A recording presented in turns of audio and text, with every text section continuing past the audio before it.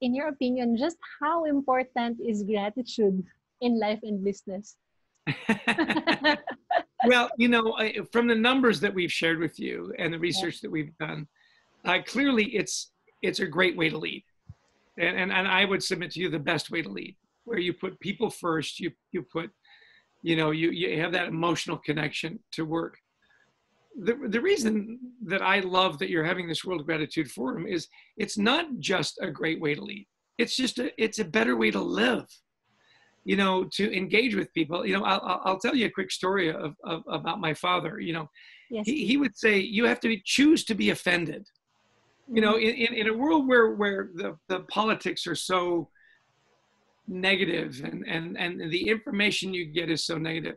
I'll tell you a quick story. In our church, we are very active in our church, and it's a volunteer ministry. We don't have paid ministers. And so he was working with the young people in our congregation. At the end of church one day, and my brother Byron related this story to me, an older woman in our congregation came up to my dad, and a miserable woman, and miserable people like other people to be miserable, right? She came up to him and she said, Mr. Elton, you think that all the young people just love you. Well, I'm here to tell you they don't, right? Just really mean. And he looked at her with a big smile and he said, well, thank you. And she said, it wasn't a compliment. And he said, too late. He said, I just assume everything everybody says to me is a compliment. My father assumed positive intent, right?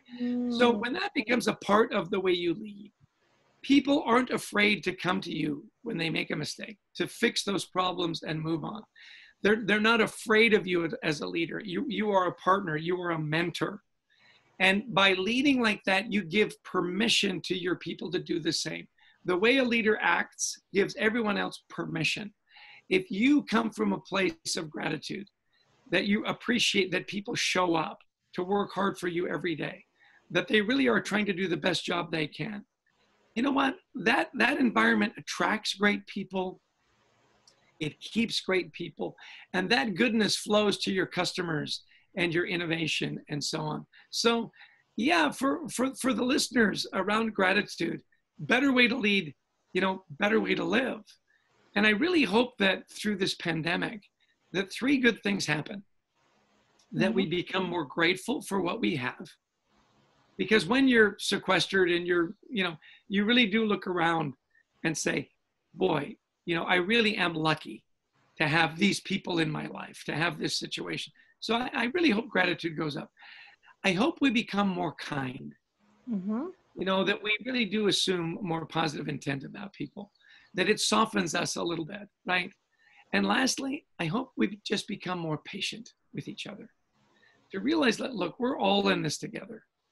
And by lashing out and being mean, the Twitter or the tweet that is just nasty and you drop your phone and that we get away from that we really do realize that, we all are important.